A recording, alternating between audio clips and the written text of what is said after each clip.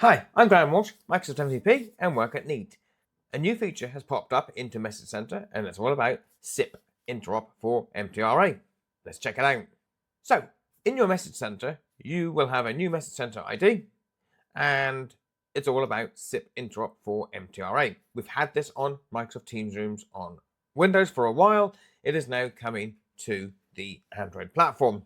So starting early June 2026, it will be off by default. You must have a Pro license and you'll also need Interop license with someone like PowerShell.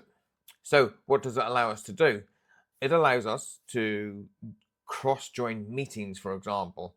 So if you want to join at Zoom, WebEx, Google, other third-party platform with SIP, and you'll be able to do this. And what that brings you is the benefits of the capability of dual screen, HDMI content sharing, and 1080p content. So quite a few features to make that experience a lot better when you're going cross-cloud calling, shall we say, or cross-platform calling.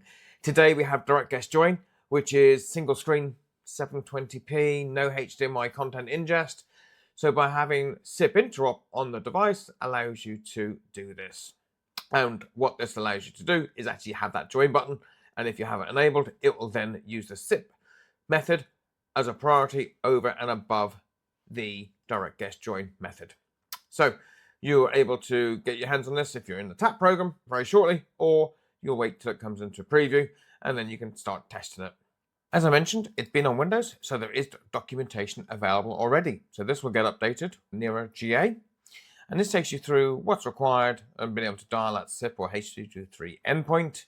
And here are the requirements. Your Teams Rooms Pro license, you must have Cloud Video Interop, and you must be able to create a PowerShell policy to allow it. So there's a simple one-liner to create your PowerShell, and that turns on your SIP 223 Interop.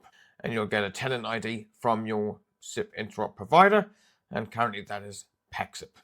And you can assign it to everyone or a resource account, etc., who's allowed to use that policy. So that's the setup of it. And as I say, you'll be able to get your hands on this when it becomes available in June. Any questions? Let me know.